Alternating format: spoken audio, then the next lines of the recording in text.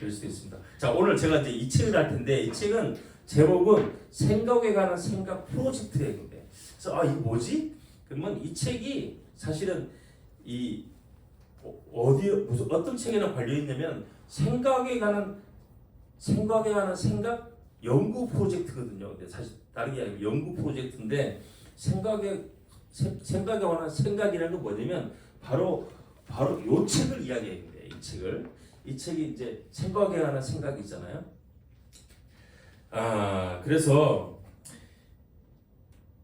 원래 제목은 원래 제목은 The Undoing Project. 그래서 되돌리기, 없던 것으로 하기, undoing.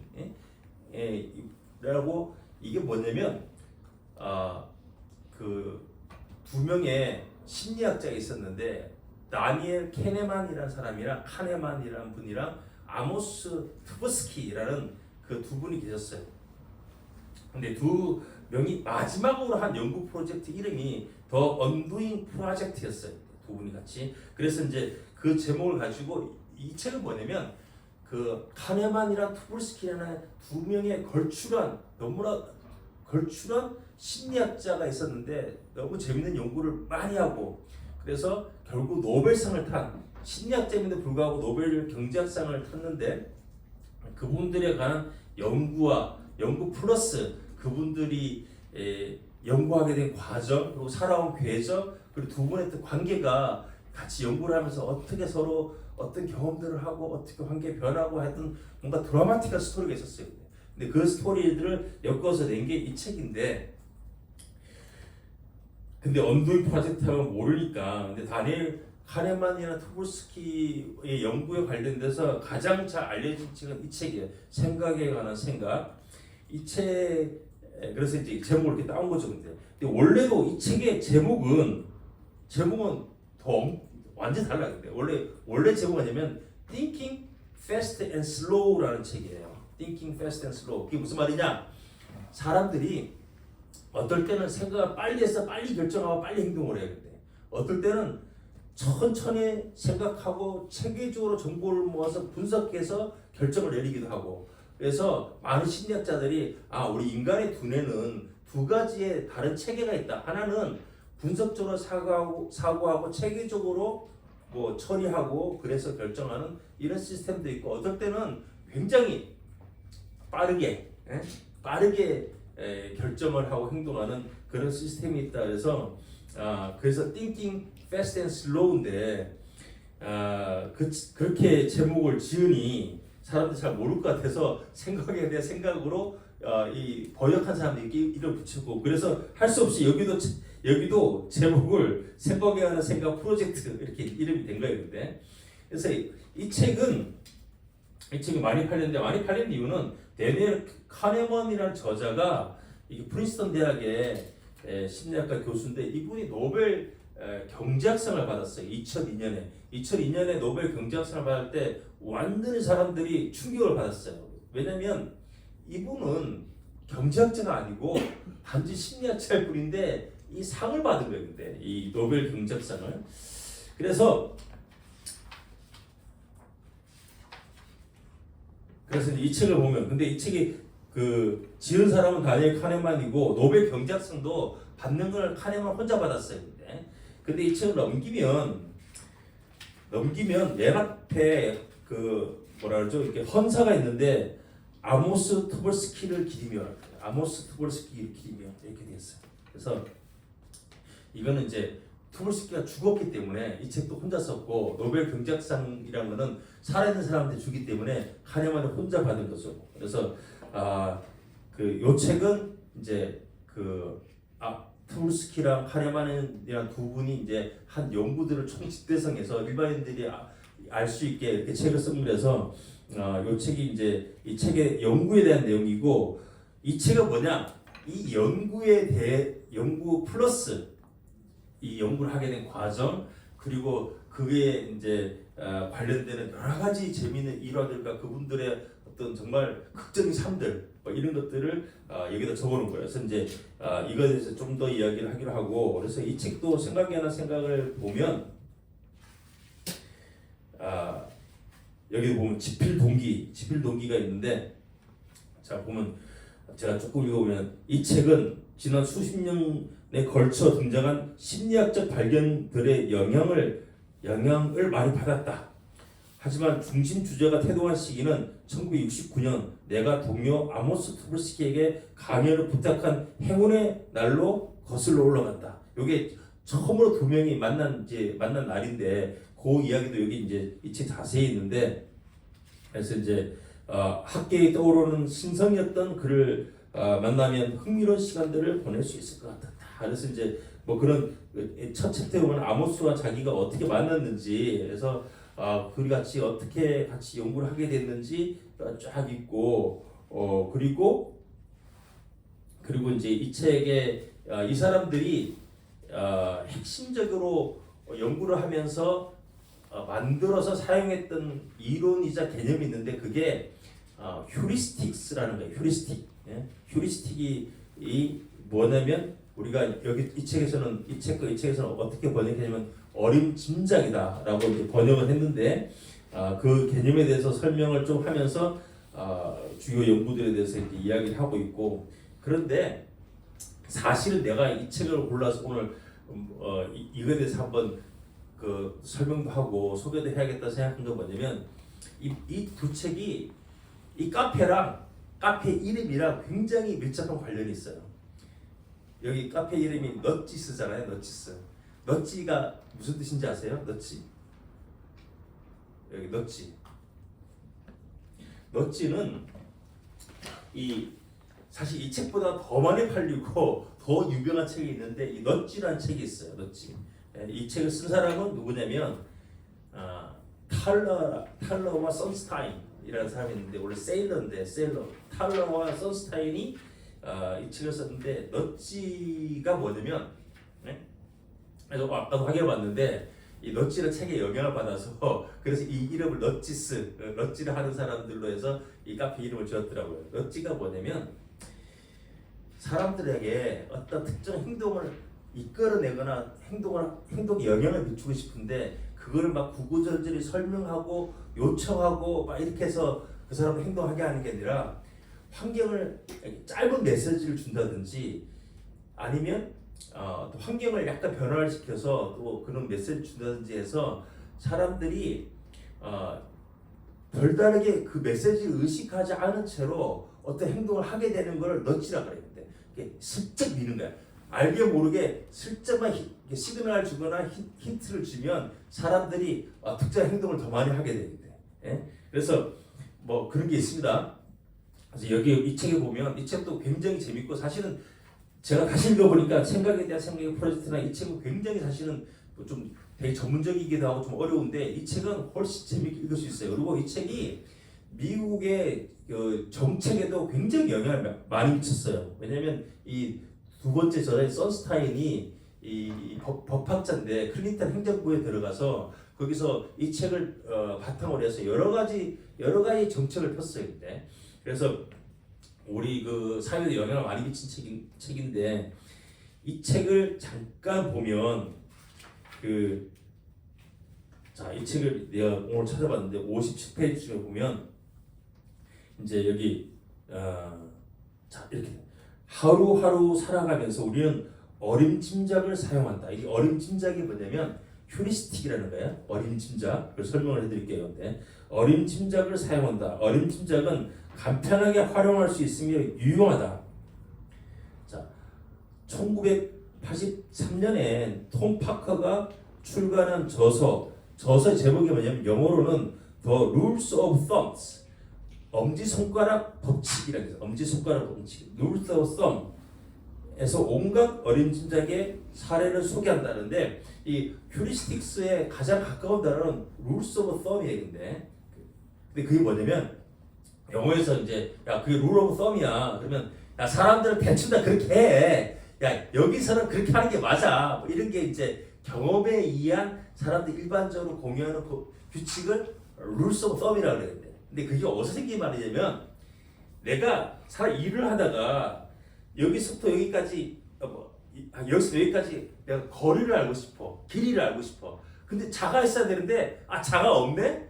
그럼 어쩌면 내가 잔은 없어도 엄지손가락은 있잖아. 예? 내가 대충 엄지손가락 얼마인지 알거든. 예? 그러면 이 엄지손가락으로 재는 거예요. 대충 이게 뭐지? 한 2.5cm인가? 하나 둘 셋 8cm쯤 되네. 예?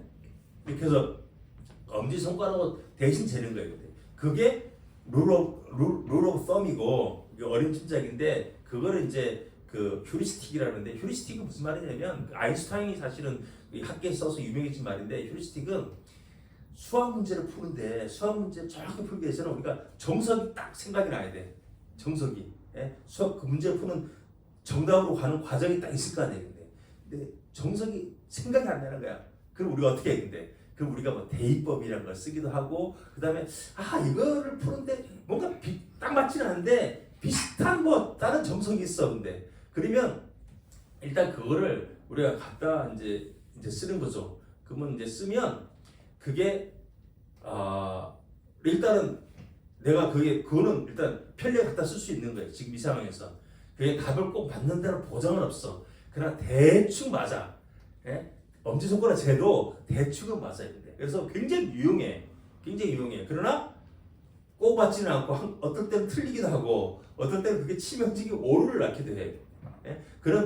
그런 이제 우리가 세상을 살아갈 때 항상 우리가 그때그때 판단을 하기 위해서 필요한 정보라든가 아니면 방법이라든가 이걸 항상 갖고 있지 않기 때문에 지금은 챗GPT에 있어서 항상 우리가 물어볼 수 있지만 지금도 마찬가지인데 우리가 항상 그런 그런 어떤 잣대를 우리가 갖고 있지 않기 때문에 사람들은 어떻게 하냐면 부지불식간에 사람들이 대충 사용하는 이런 거를 이제 머릿속에 놓고 있다가 그걸 사용해서 우리가 이제 결론 내리는 거예요.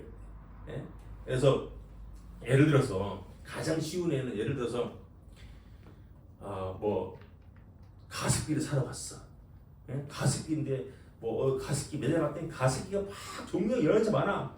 여러 가지 많아. 근데 아내가 하나를 사러 그래서 나는 사가야 되는데 뭘 사야 될지 모르겠어. 근데 내가 정확하게 하려면 쭉 따져가지고 이거는 어디가 좋고 어디가 나쁘고 가격 대비 어떻게 되고 쿠팡에서 비교해보고 이렇게 하겠지만 나는 그렇게 하기는 싫거든. 바쁘고 지치고 시간 없고 이렇게 하니까 그럼 우리가 어떻게 하냐면 근데 그 순간에 갑자기 점원이 와서 이러는 거예요. 그거요? 그게 가장 잘 나가요. 그게 요즘 대부분 그거 사가요. 그러면 그래? 많은 사람들이 사가면 그게 좋은 거겠지. 그게 이제 나의 그 순간에 어림짐작으로 그러니까 하나의 휴리스틱으로 내가 그거를 사용하게 되는 거예요. 그러면 결론이 쉽게 내릴 수 있거든. 그럼 내가 사용되는 이유도 되고 이런 우리가 약간 이거 인지적 지름길이라 그러는데 인지적 지름길들이 굉장히 많이 있어요. 대표적인 거로 또 뭐가 있을까요? 그래서 내가 무슨 책을 사야 되는데 비슷한 책의 종류가 두 가지가 있는데 하나는 뭐가 좀 유명한 사람이야. 한 사람은 내 잘 모르는 사람이야. 그러면 생각에 이분이 무슨 어디 유명한 대학의 교수니까 당연히 이 책이 읽을만 하겠지라고 꼭 그런 법은 없지만 이게 대충은 잘 들어맞는 어떤 진작이기 때문에 우리가 이제 그걸 사용하는 거죠. 그래서 사실 광고라든지 이런 거 보면 그런 그 어린 진작을 불러일으킬 수 있는 그런 기법들을 굉장히 많이 쓰죠. 그러니까 넛지가 대부분 다 넛지가 작동하는 기제는 뭐냐면 사람들로 하여금 간단한 메시지를 보내고 그래서 그 메시지가 사람들의 그 관련된 그 어림짐작 휴리스틱을 불러일으키면 사람들이 부지불식간에 그렇게 행동을 하게 되는 거예요. 그래서 일단 가장 예를 들어서 간단한 게 있는데 이런 거예요. 우리가 실생활도 적용이 많이 되는데 예를 들어서 우리가 호텔에 가면 샤워를 하고 타월을 쓰잖아요.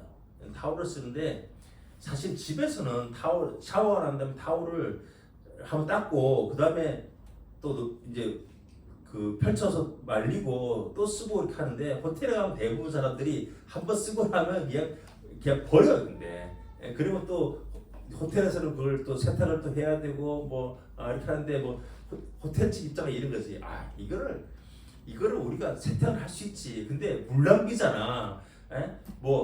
일단 2번은 쓴다든지 뭐 3번은 쓸 수 있는데 그걸 굳이 그걸 바닥에 버려야 되겠습니까? 라고 해서 호텔에 가면 많은 호텔들이 가면 이 그 샤워 타월을 2번 이상 사용합시다 라고 이렇게 메시지를 남겨있거든요. 근데 그게 노골적으로 샤워 타월 한 번 더 써주세요 라고 하면 의외로 효과가 별로 없어요. 근데 내가 그 고객으로 거기 갔는데 그렇게 하기도 하고, 그리고 막 예를 들어서 어떤 데는 환경 운동에 동참합시다 뭐, 근데 의외로 그 다 테스트 해봤는데 그것도 별로 효과가 없어요. 근데 어떤 메시지 효과가 있냐면 이런 메시지. 우리 호텔에 투숙했던 고객들의 대다수는 이 샤워 타월을 한 번 이상은 사용하고 있습니다. 사용하고 있다고 합니다. 뭐 이렇게 해서 다른 사람들이 그냥 단순하게 타월을 많은 사람들이 재활용하고 있다는 걸 그 메시지가 남기면, 그러면 사람들이 훨씬 많은 사람들이 그 샤워 타월을 2번 이상 사용하는 거예요. 근데 이 실험을 사실 이 분야에서 유명한 치알딘이라는 분이 테스트했는데, 원래 영어로는 이렇게 된 거예요. 근데 네, 정확하게 내가 저기 적었는데 the majority, 이렇게 영어로는 the majority of guests, 이 투숙객들의 대다수는 use the towel more than twice. The majority of guests in this hotel, 이 호텔의 투숙객의 대다수는 타월을 2번 이상 사용합니다. 이렇게 the majority of guests in this hotel. 근데 이 치알디라는 분이 요 문장에서 단 2단어만 바꿨는데 그 타월을 재활용한 사람들이 훨씬 높아졌어요. 근데 어떻게 바꿨느냐? 이 사람이 the majority of guests in this room, this 호텔이 아니라 in this room, 이 방에 그에서 투숙했던 숙박객들의 대다수는 타월을 2번 이상 사용합니다 라고 했더니 훨씬 그 재활용률이 높아진 거예요. 근데 이게 뭐냐면, 이게 또 사람들이 어림짐작이라는 게 있어서 나랑 비슷한 사람들이 이 방에서 온 사람들은 2번 이상 사용했단 말이야? 그럼 그게 맞는 거겠지, 당연히 그렇게 해야 되는 거겠지, 이렇게 생각해서 부지불식간에 자기가 그렇게 행동한다는 거죠. 뭐 이런 게 이제 넛지인데, 그래서 넛지 이 책을 보면 이제 넛지에 대해서 설명을 쫙 하고 난 다음에 이렇게 설명해. 여기서 보면 57페이지에 어림짐작은 매우 유용할 수 있지만 자칫하면 여러 체계적 편향으로 이어질 수 있다. 이게 여기 이 책들의 핵심적인 단어예요. 체계적 편향, systemic bias. 우리는 우리 두 저자의, 여기서 탈러와 선스타인을 말하는 거예요. 탈러와 선스타인의 영웅인 심리학자 데니얼 카네만과 아모스 트부스키가 20년 전에 처음 밝힌 이 통찰은 심리학자들이, 이 심리학자뿐만 아니라 나중에 경제학자, 변호사, 정책 기반자, 그리고 그 밖에 많은 사람들이 생각에 대해 생각하는 방식을 근본적으로 바꾸어 놓았다. 이 두 사람은 초기 저작에서 상식적인 어림짐작 혹은 휴리스틱스라 알려진 세 가지 추론 방식, 이들 각각에 연관되는 편향을 확인했다. 세 가지 휴리스틱스가 대표적인 투블스키와 카네만이 발견한 대표적인 세 가지 휴리스틱스, 어림짐작이 뭐냐면, 하나는 기준점 효과, 앵커링이라는데 단내리기, 기준점 효과라는 것도 있고, 그다음에 가용성이 있고 대표성, 이렇게 세 가지가 있는데, 이 세 가지 연구들에 대해서 이 책에 여기는 이제 간단하게 설명되어 있고, 이 책에 보면 거기 관련돼서 했던 연구들이랑 뭐 자세히 소개되어 있고, 이 책에서도 잘 설명이 되어 있어요. 그래서 이제 그래서 요 두 책들은 이 넛지스에 관심 있는 사람들은 요 생각에 대한 생각을 꼭 읽어보셔야 되는데, 왜냐하면 이 두 명의 저자의 영웅이 쓴 책이기 때문에 이거 보는데, 이 탈러와 선스타인은 카네만과 투블스키의 제자까지는 아닌데 영향을 많이 받기도 하고 두 분이 같이 연구하기도 하고 그래서 이 책도 보면 그 뒤에 챕터에 가면 이 탈로하는 사람이 뭐 자기 연구가 경제학자였는데 자기 연구가 잘 안 돼서 승진도 안 되고 굉장히 어려운 처지에 있다가 투부스키 카리마스 논문을 읽고 갑자기 충격을 받아서 투부스키 찾아가서 경제학과 관련된 사례들 이야기하면서 같이 연구를 하게 된 이런 그 과정이 되게 자세히 또 재밌게 잘 기술되어 있어요. 그래서 이 책도 같이 보시면 좋고 그래서 이제 여기에도 재밌는 이제 실험과 연구들이 막 있고 한데 사실은 이 책을 잘 우리가 사실 내가 다시 읽어보니까 되게 어렵긴 하던데 이걸 잘 정말 재밌고 유익하게 읽으려면 일단 이분들이 한 연구들에 대해서 좀 알아야 되는데 그래서 일단 기본적인 연구 하나를 제가 여러분들 설명을 드릴게요. 그래서 이분들은 뭐 이렇게 사람들을 대상으로 해서 사람들 행동에 관한 실험을 했던 분들이에요. 저도 마찬가지예요. 저도 이제 이렇게 피험자를 사람들을 모아서 설문조사를 하거나 아니면 실험을 하는데 실험은 설문조사랑 비슷한데 다른 점은 뭐냐면 설문은 여러 사람들한테 동일한 질문을 이렇게 던져서 답을 얻는 거고 실험은 항상 어떻게 하냐면 두 가지의 다른 조건을 만들어요. 조건을 만들어. 그래서 사람들을 보면 무작위적으로 해서 두 가지 다른 그룹을 나눠서 따로따로 뭐 다른 시간에 오라 그러거나 이렇게 해서 분리를 시키고 난 다음에 뭐 심리학에서 이제 뭐 가장 전형적인 방법은 여기도 메시지를 하나 주고 이 그룹에도 메시지를 하나 주는데 두 개가 똑같은 메시지인데 근데 결정적인 거 한 가지만 차이가 있어. 여기는 뭐 사람을 남자를 보여주거나 여기는 여자를 보여주거나 뭐 이렇게 결정적으로 한 가지 차이를 두 메시지를 만들어서 보여주고 난 다음에 또 똑같은 질문을 던져요. 맨날 중에. 그래서 그 질문들이 이 두 집단 간에 어떻게 차이가 나는지를 보는 거예요. 그래서 설문조사는 비슷한데 두 가지 집단 나눠서 이렇게 하는 건데 사실 저도 항상 실험을 하지만 실험을 간단하게 할수록 좋은 건데 두 집단만 딱 놓고 간단한 메시지로 간단히 테스트하면 좋은데 항상 간단하게 하는 게 더 어려워서 하다 보면 실험이 막 조건이 2개 생기고 3개, 4개, 5개, 6개 막 생겨서 굉장히 복잡했는데 이 사람들은 평생 딱 가장 간단하게 여기 요 집단 20명, 이 집단 20명에서 딱 두 집단 만들어 놓고 그렇게 이제 분석을 해가지고 실험을 하는데 자 이분들이 했던 대표적인 실험이 있어요. 대표적인 실험이 이 책에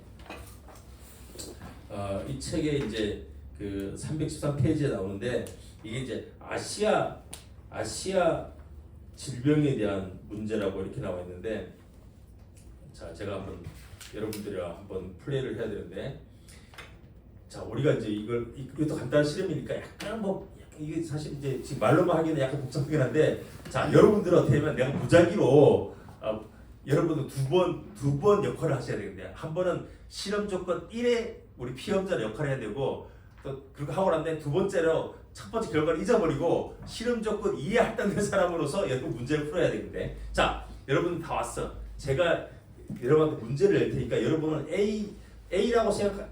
A를 선택할 수도 있고 B를 선택할 수도 있어요. 그래서 그거 하나 대답해 주시면 되는데 문제가 이거예요. 자 문제 여기 미국에서 실험했으니까 우리가 미국 사람들 생각하고 미국이 이례적인 아시아 질병에 대비해야 한다고 생각해보자. 자 우리 한국이 이례적인 아프리카 질병에 대비해야 된다고 생각해보자.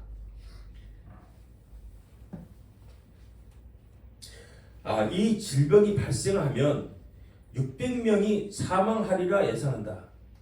근데 이렇게 생각할 수 있었는데 내가 옛날에 사용한 거는 어떤 아프리카는 한테 미안하긴 한데 어떤 나라에 마을이 있는데 그 마을에 600명이 살고 있어요. 거주민 600명인데 질병이 갑자기 이상한 질병이 돌아서 위기에 처한 거야 거기에. 근데 내가 쓸 수 있는 처방 방법이 약이라든지 처방 방법이 두 가지가 있는데 두 가지가 약간 결과가 달라야 돼. 근데 처방 A는 뭐냐면 그 방법을 쓰면 600명 중에 200명은 확실하게 살리는 거야. A를 쓰면 200명을 살릴 수 있어. 근데 B라는 걸 쓰면 600명을 살릴, 다 600 모두를 살릴 확률이 3분의 1이고 한 명도 못 살릴 확률이 3분의 2예요. 아시겠죠? 자, A를 쓰면 확실하게 200명을 살려. 근데 B를 쓰면 600명을 모두 살릴 수도 있고 600명을 모두 못 살릴 수도 있어. 600명을 모두 살릴 확률이 3분의 1이에요. 자, 여기서 그렇게 생각하지 말고 손을 넣으시면 돼. 자, 이해하셨죠? 손을 넣으시면 돼. 프로그램 A 200명을 확실히 살린다는 건 나한테 택할 것이다. 손 들어보세요. 200명을 확실히. 자, 1명, 2명, 3명. 1명, 2명, 3명, 4명. 이건 뭐야? 1명, 2명, 3명, 4명, 5, 6, 7, 8, 9, 10명. 자, 됐습니다. 땡큐. 고맙습니다. 자, 그리고 여러분 다 집에 갔어요 지금. 근데 그리고 내가 새로 사람을 모집했어. 이거는 전혀 다른 사람들이야. 여러분들은 지금까지 결과를 싹 잊어버리고 지금 새로운 이제 사람에 대해서 이 질문을 답해 주시면 돼요. 똑같은 문제야. 600명이 지금 위기에 처했어요. 근데 프로그램 A를 쓰면 400명이 확실하게 죽어. 프로그램 A를 쓰면 400명이 확실히 죽어요. 근데 프로그램 B를 쓰면 한 명도 사망하지 않을 확률이 3분의 1. 한 명도 사망하지 않을 확률이 3분의 1. 그리고 600명이 사망할 확률이 3분의 2. 자, 이 두 중에 우리가 하나 선택을 해야 돼. 하나는 뭐냐면 프로그램 A를 쓰면 400명이 확실히 죽어. 프로그램 B를 쓰면 600명이 다 살 수도 있는데 600명이 모두 안 죽을 600명 중에 한 명도 안 죽을 확률이 3분의 1. 오케이? 아시겠죠? 자, 너무 깊게 생각하지 말고 자, 여기서 프로그램 A를 프로그램 A 프로그램 A를 쓰면 400명이 사망한다. 예? 프로그램 A를 선택하실 분 손 들어보세요. 프로그램 A 400명이 사망한다. 프로그램 B 하나 둘 셋 넷 다섯 여섯 일곱 여덟 아홉 열. 오케이, 고맙습니다. 그래서 이게 보면 이걸 자세히 우리가 보면 일단 프로그램 A랑 프로그램 B는 약간 다르죠. 하나는 확실히 이제 우리가 확실한 걸 택하는 거예요. 근데 프로그램 B는 항상 약간 위험이 따르는 도박적인 요소가 있어요. 근데 도전적이죠. 예? 그래서 그런 차이가 있는데 사실은 우리가 말하는 기대감이라는 건 같아요. 근데 결국은 뭐 여러 번 하게 될 때 우리가 얻게 되는 기대감은 똑같은데 하나는 좀 더 이렇게 안전 위주고 하나는 위험을 감수하는 전략이에요. 근데 아까 첫 번째 조건에서 이야기했던 거는 프로그램 A가 훨씬 많이 나왔는데 안전 지역이 많이 나왔는데 프로그램 B, 그러니까 두 번째 우리 거기서는 그 위험 감수가 훨씬 많이 나온 거예요. 그런데 사실 알고 보면 프로그램 내가 첫 번째 조건에서 했던 거랑 두 번째 거랑 내용이 똑같아. 단지 200명을 확실히 삽니다라고 이야기하든지 아니면 400명은 죽습니다라고 이야기했든지 그 말만 하나는 우리가 손실을 입게 됩니다라는 그런 프레임으로 이야기한 거고 하나는 우리가 200명은 살립니다. 그래서 뭐 이득이라는 건데 이득에 관련된 용어로 표현한 것이 내용적으로 완전히 같은 거예요. 근데 예를 들어서 우리가 모두가 좀 챙겨줄 생각하고 합리적인 사람이면 사람들은 그 조건 1에서나 조건 2에서나 사람들이 똑같이 이야기해야 됩니다. 예? 원래 똑같으니까. 근데 이상하게 우리는 약간 우리가 이득이라는 단어를 사용하게 되면 사람들이 안전 위주로 가. 200명은 살려야지. 예? 근데 우리가 돈을 잃게 됩니다. 400명을 잃게 됩니다라면 사람들이 갑자기 약간 위험을 감수하는 갑자기 리스크 테이커가 되는 거예요. 예?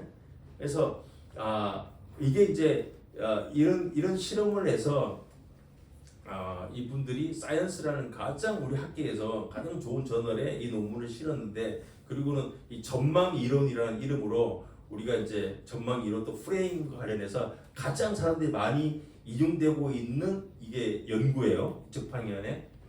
그래서 이제 투블스키는 이제 왜 이게 이렇게 되는가, 어떤 휴리스틱스가 그게 작동하고 있는가 이거에 대해서 이제 설명을 했는데 그러니까 이게 대표적인 실험이고 이거 말고도 이 사람들이 여러 가지 재밌는 연구들을 많이 했어요. 대부분 좀 비슷해. 다 뭐냐면 우리 사람들이 가지는 편향, 우리가 잘 인지하지 못하는 그런 우리 행동에 영향을 미치고 있는 여러 가지 약간 체계적인 오류, 편향, 예? 우리가 여러 가지 편향되어 있는데 그런 편향들이 어떤 것이 있고 그래서 어떤 결과가 났느냐, 뭐 이것에 관해서 이 사람들이 평생 동안 이제 그걸 찾아서 찾고 발표를 하고 했던 거예요. 그래서 이제 그런 이제 그런 연구들과 그 사람들의 인생의 연구의 여정에 관해서 쓴 책이 이 책인데, 그래서 지금부터 자 여기까지 서로 배웠고 지금부터 이 책에 대해서 제가 이제 이렇게 중요한 부분들을 짚으면서 한번 그분들의 삶을 한번 설명을 한번 드리고자 합니다. 우리 지금 얼마나 했지? 되게 오래 한 것 같은데 벌써? 괜찮아요? 네, 괜찮아요. 갑자기 좀 미안한데 너무 서로 길어갖고. 그래서 자 우리가 지금 이 책으로 들어가는데 이 책에 보면 이 책은 저자가 누구냐? 저자는 마이클 루이스라는 분이에요. 마이클 루이스는 사실은 뭘로 유명하냐면 이 책으로 유명했어. 원래 이 사람이 미술사를 전공했던 분인데 이 머니볼이라고 혹시 들어보신 분? 머니볼. 네, 머니볼. 이게 영화로 나와서 유명해졌어요. 그래서 영화 무지하게 재밌습니다. 한번 보세요. 브래드 피트가 주인공이에요. 브래드 피트가 주인공이고 이 머니볼이란 이 책을 써서 유명해졌고, 이 머니볼은 미국 메이저리그의 오클랜드 애슬리트라고 그런 조그만 되게 스몰 마켓 프로야구 팀이 있어요. 맞는 뭐 팀도 예산도 작고 맞는 꼴찌하고 뭐 이런 팀이에요. 근데 거기 이제 브래드 피트가 이게 사실 실화를 영화로 만드는데 브래드 피트가 분한 그 이제 젊은 감독이 가서 그거를 이제 그 어떻게 유명한 선수들을 막 스카우트하지 않고 그 팀을 이제 그 팀을 잘 운영을 해서 그 해 메이저리그의 월드 시리즈 가서 우승 못했지만 그 해 내가 기억하기에 3위를 했나 뭐 2등을 했나 그래요. 그래서 그 파란을 일으켰던 그런 이제 프로야구 팀의 그런 일이 있었는데 그걸 이분이 이제 그 실화를 쫙 그걸 추적을 하고 인터뷰를 하고 막 이렇게 해서 정말 글을 재밌게 이제 쓴 게 이거예요. 그래서 이게 나왔고 이 영화로 만들어져서 히트를 쳤고, 그래서 요 책의 맨 앞에도 마이클 루이스가 어떻게 해서 이 책을 쓰게 됐는지 이야기하는데 그 과정이 여기 맨 앞에 시작하면 그 들어가면 얘 보면 그 이야기가 나오는데, 자 제가 잠깐 볼게요. 그럼 이제 감사합니다.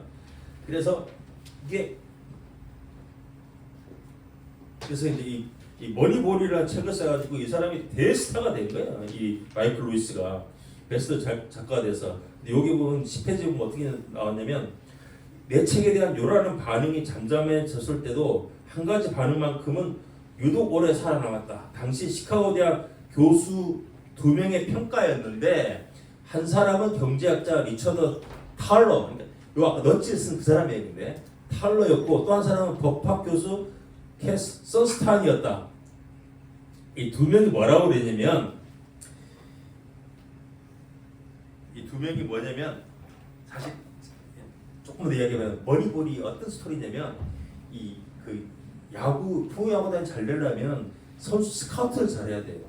근데 스카우트를 전문적으로 하는 스카우터들이 있어요. 스카우터 뭐 전략 분석가기도 스카우터들이 있는데, 스카우터가 대부분 누가 하냐면 야구를 오래 해본 사람들이에요.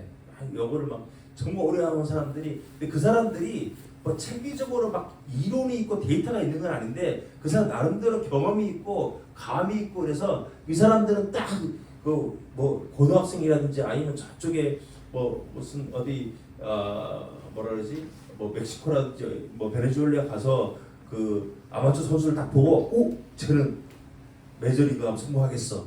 그런 이분들 마음대로 판단이 딱 되는 거예요. 근데 그래서 이제 그렇게 해서 여러분들이 뭐 데이터도 쓰지만 요즘 훨씬 정말 데이터 많이 쓰는데, 예전 같은 경우는 그분들의 경험과 그분들의 직관과 뭐 이런 거에 많이 의존을 하죠. 근데 그래서 이렇게 그렇게 막 하는데 그런 전문가들이 의외로 되게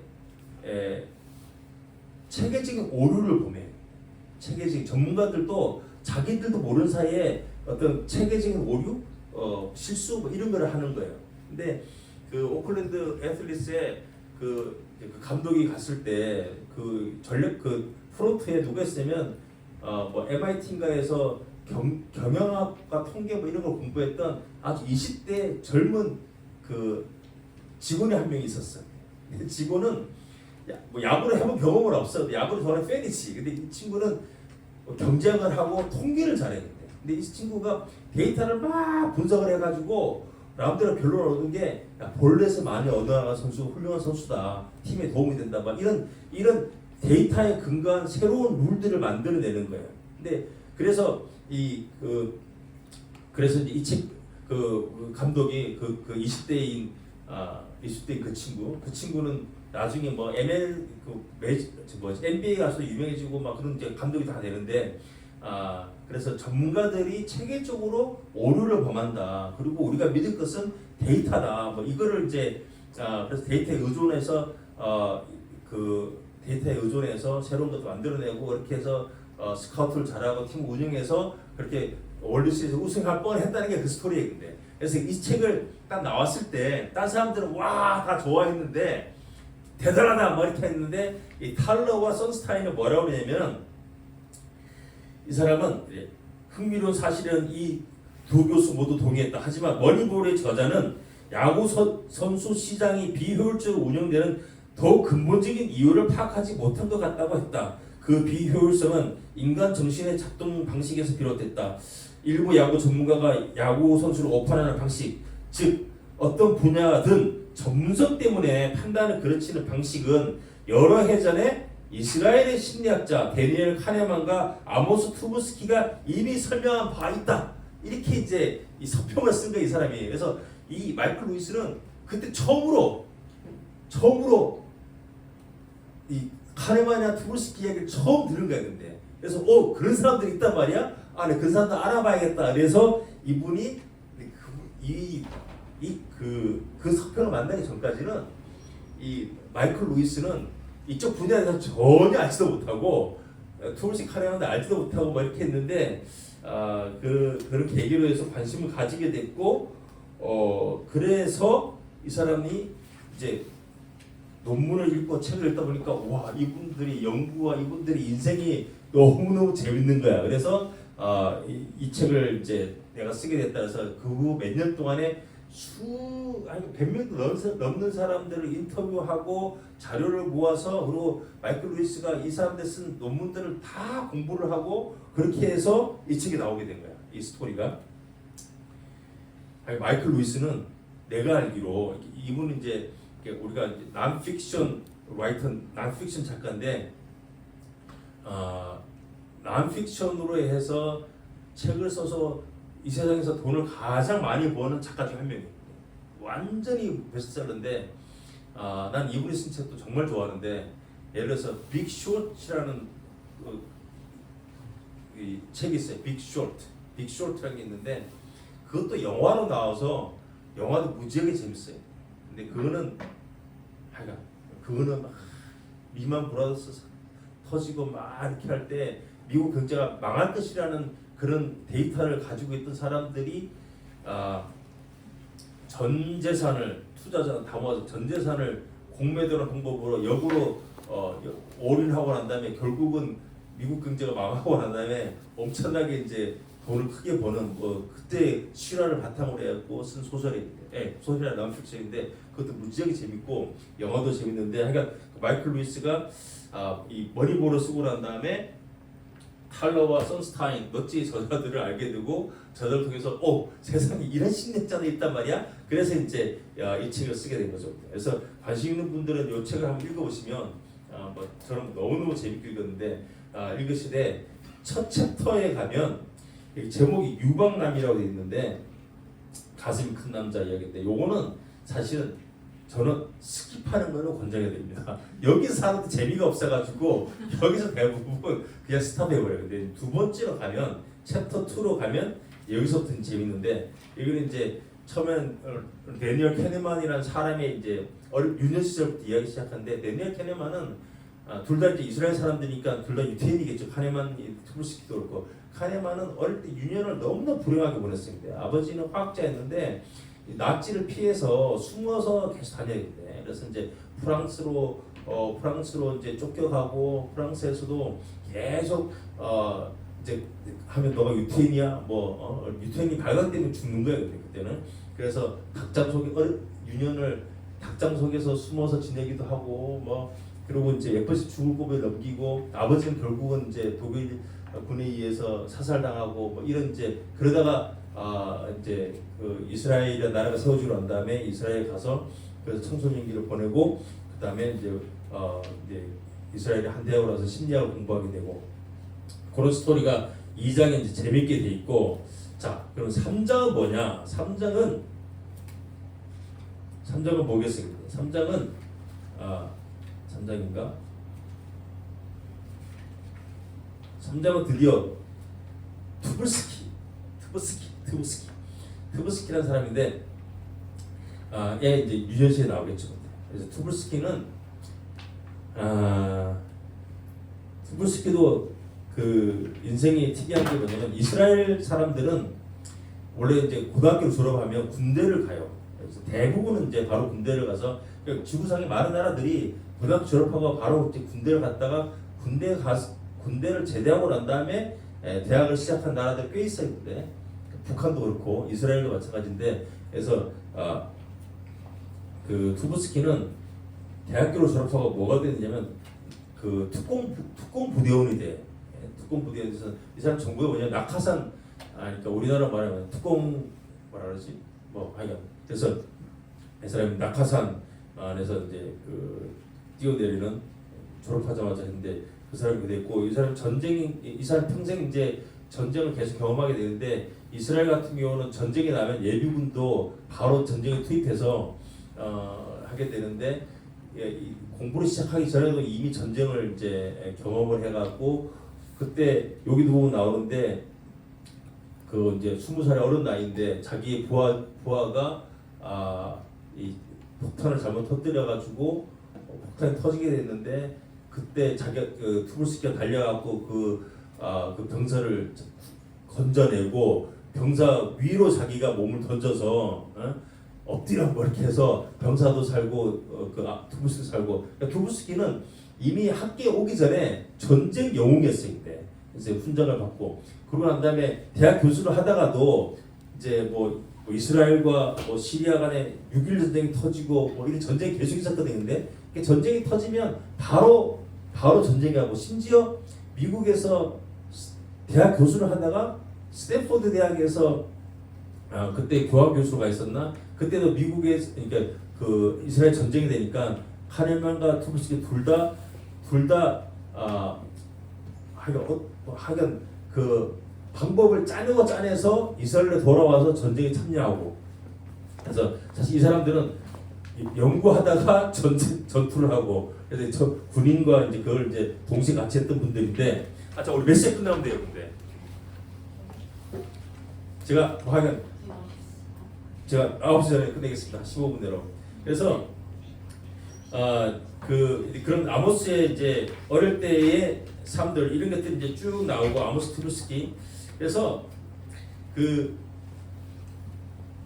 이제 근데 이제 나중에 투브스키가 미국의 미시간 대학에서 박사를 받아요. 박사학위를 받는데 심리학에서 결정 이론이라는 사람들이 어떻게 결정하는가 해서 박사학위를 받게 되는데 투브스키가 이미 너무나 천재적이고 똑똑하고 그 사람들한테 이야기도 잘하고 이래갖고 천재라는 소문이 나서 그 미시간 대학에 있을 때 유명했고 근데 마침 카네만이 이미 교수로 있던 심리학과에 투브스키 세 사람인데 심리학계 조교수로 오면서 둘이 이제 만나게 돼요. 그래서 1969년도에 이제 카네만도 이미 그때 유명한 심리학자였는데 투브스키를 자기 이제 수업에 들어와서 한번 강의를 한번 해봐라. 그래서 이제 강의를 하고 난 다음에 이제 카네만이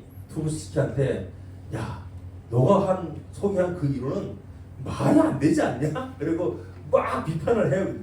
근데 비판을 하고 아모스는 그 이전에는 누구나 논쟁을 해도 접은 적이 없다는 사람이었는데 아모스 카네만이랑 토론을 하고 난 다음에 카네만 말이 맞는 것 같아. 그렇게 해서 이제 두 분이 이제 이제 마음이 통하기 시작해요. 그때부터 이 사람들이 같이 연구를 하게 되는데 이제 그러고 난 다음에 그래서 그 두 분의 일과가 어떻게 되냐면 이 투불스키는 유명한 야행성 사람이었어요. 그래서 이 사람은 주로 자기 혼자 연구하는 시간에는 밤 12시부터 4시까지 이렇게 해서 밤에 연구를 하고 오전 내내 자고 12시쯤 되면 학교 오는 스타일이에요.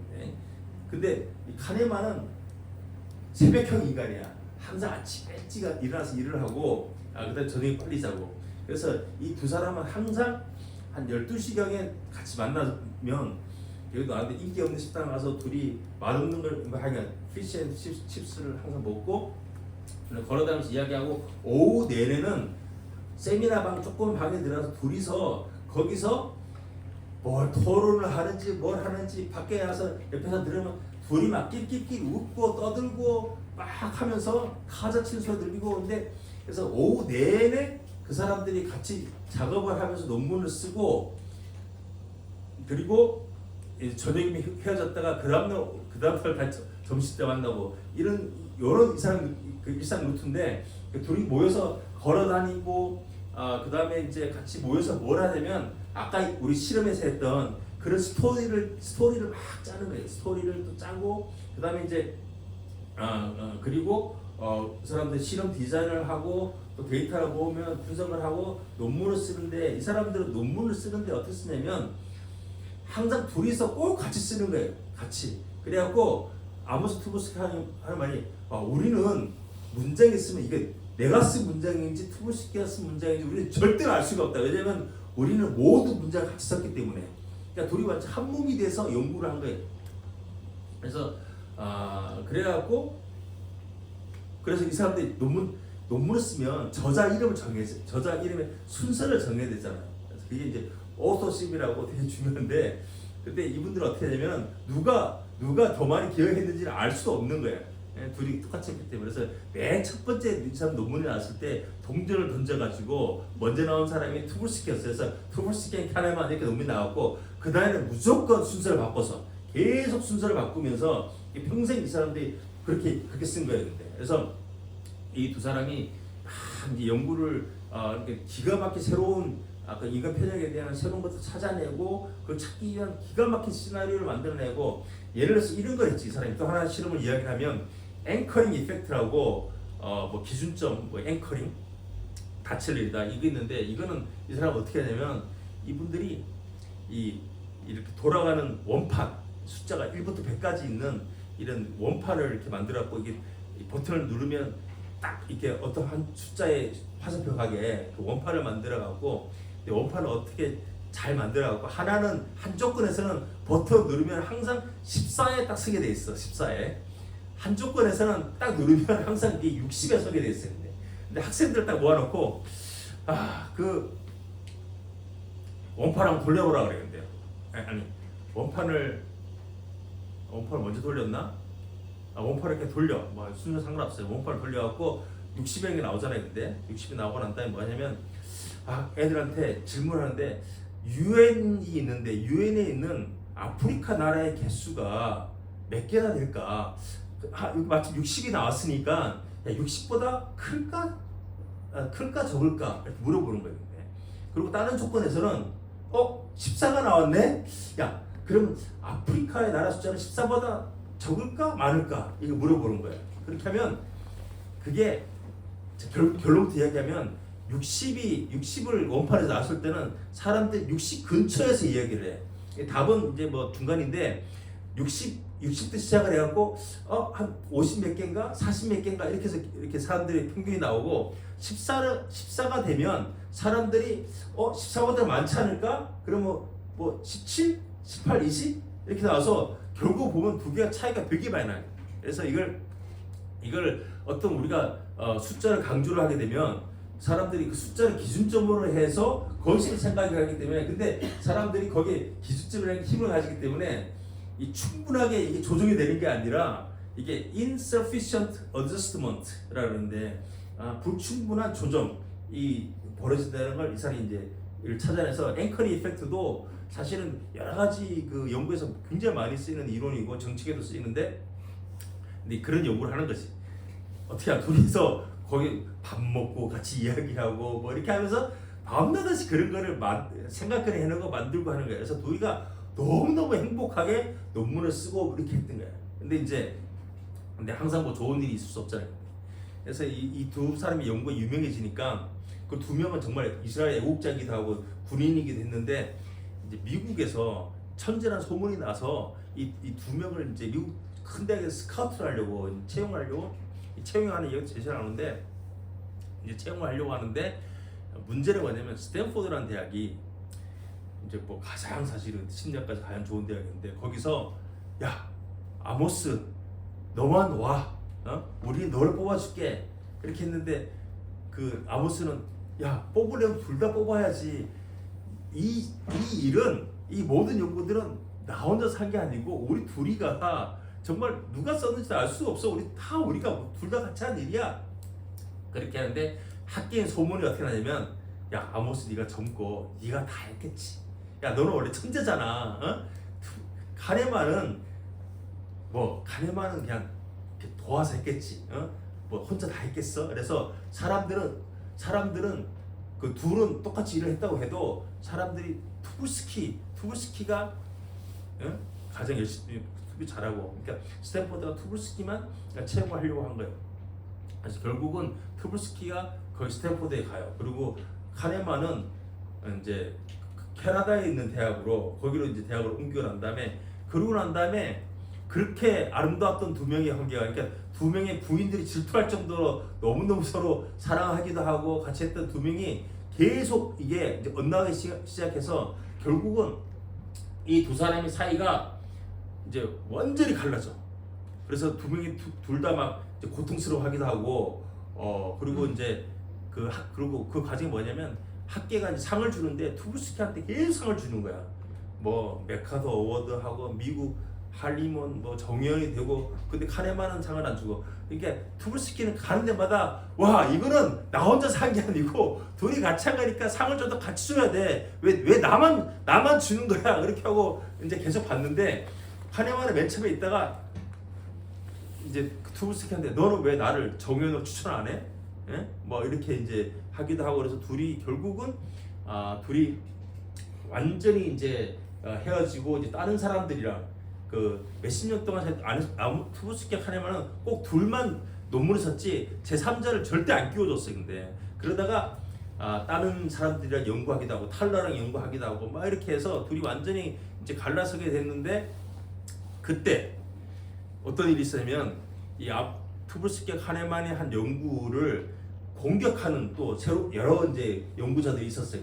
그래서 가장 대표적인 게 기거렌처라는 독일의 그룹들이 있었는데 그 그룹들이 막 공격을 하니까 아모스가 어느 날 이제 카네만한테 전화를 해서 야 우리가 이 사람들의 비판에 대해서 반박하는 그런 논문을 우리 꼭 써야 되는데 아모스는 카네만 하기 싫은데 억지로 끌려가다시피 해서 호텔을 잡아서 뉴욕에서 둘이 밤낮으로 또 그걸 쓰는 거야. 근데 그걸 쓰면서 뭐라 하냐면 카네만은 여러 가지 이유에서 그걸 하기 싫고 그래서 하기 싫었는데 그걸 어쩔 수 없이 그걸 했는데 카네만이 하루는 어떻게 이야기하냐면 내가 꿈을 꿨는데 말이야 어떤 사람이 여기 이제 그 꿈 이야기가 나오는데 내가 꿈을 꿨는데 요거만 하면 이제 끝나는데 카네만이 꿈을 꿨어. 꿈에 의사가 나타나서 앞으로 6개월 살 거라는 거야. 그래서 내가 그랬지.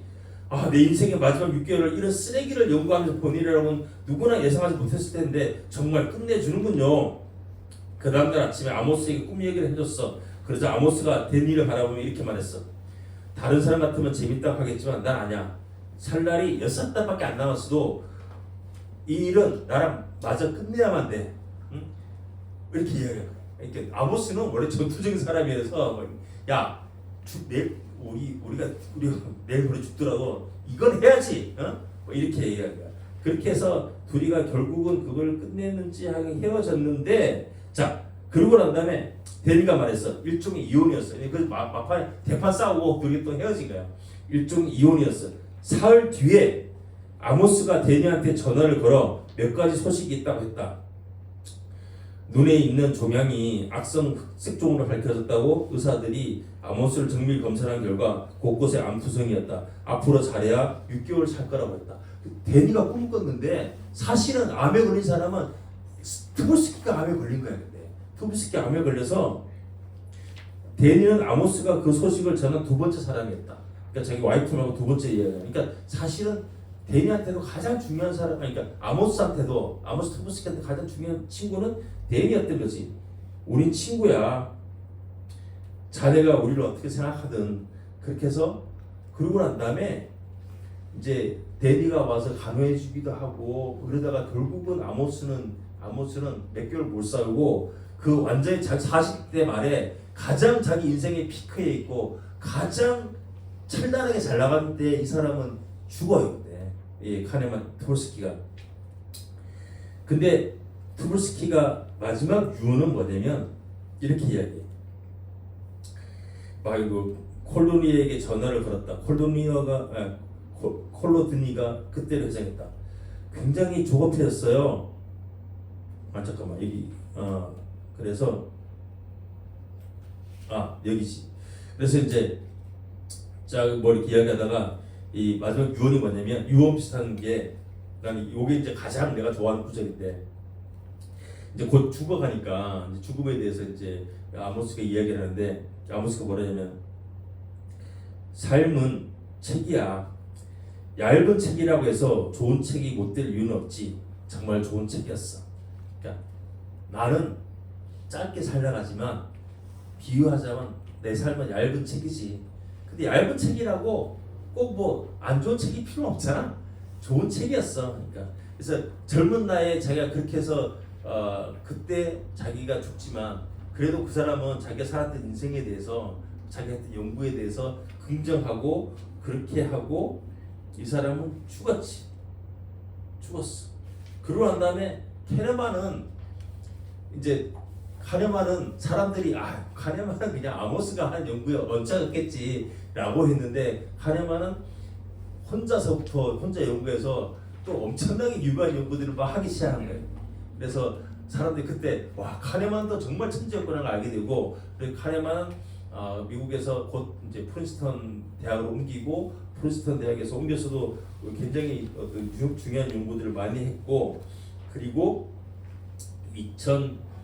2022년 어느 날 데니 카네만의 하루의 일과가 나오는데 그 아침에 뭐 이렇게 이야기했는데 그날이 이제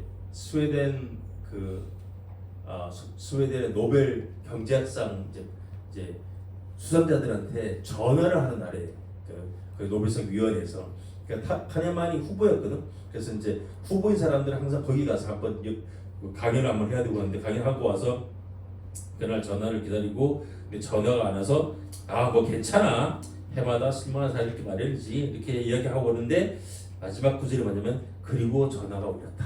그래서 노벨상 위원회에서 카네만한테 전화가 온 거지. 그래서 노벨 경제학상을 받게 됐다. 그렇게 하면서 이 스토리가 끝나는데 그래서 여기 보면 이 책에 보면 그 카네만이랑 투볼스키가 어떻게 실험을 디자인하고 그래서 어떻게 재밌는 실험들을 만들어서 하게 됐는지 그리고 뭐 어떻게 이제 학계에 반응이 됐는지 뭐 그런 연구들에 대한 이야기도 재밌게 잘 돼 있고 그러나 더 이제 한 거는 그분들의 그 연구에 대한 열정 뭐 이렇게 최선을 다하는 거 뭐 이것도 정말 대단하고 그리고 두 분이 그 한참 연구를 같이 한 몸에 대해서 연구해 나갈 때 그때 그 아름다운 우정과 그런 모습들 뭐 이것도 굉장히 인상적이고 한 편의 논문을 쓰기 위해서 몇 년 또 노력을 해서 한 편 논문을 쓰게 되고 그러면서 또 둘이가 또 이제 모든 관계가 그렇듯이 어쩔 수 없이 오해가 생기고 갈등이 생겨서 깨지기도 하고 그리고 또 다시 이제 죽음을 앞두고 같이 다시 이제 다시 친구가 되고 뭐 이런 과정들이 쫙 있는데 너무 재밌었어요. 그래서 이쪽 연구들은 뭐 다방면에서 인간 행동과 심리를 연구하는데 관련이 깊은데 그래서 이런 책들을 사실 연결해서 보면 다 베스트셀러인데 다 사실은 다 연결이 되고 되게 이제 재밌는 이야기들이고 뭐 이 책을 읽으려면 머니보는 정말 재밌는 책이고 그다음에 이제 읽기로는 넛지스가 재밌을 것 같아요. 넛지스를 한번 추천을 넛지스가 아니고 넛지라는 책을 추천을 드리고 넛지라는 책을 추천드리고 그리고 이제 생각에 대한 생각이라는 책은 약간 교과서라든지 뭐 그런 책 비슷하고 요거는 이제 생각에 대한 생각에 대해서 그 연구를 아는 사람들은 이 책을 읽어보면 정말 이렇게 재미있기도 하고 감동도 있고 뭐 그런 책이 되겠습니다. 너무 길게 이야기했는데 여기서 마치도록 하겠습니다. 감사합니다.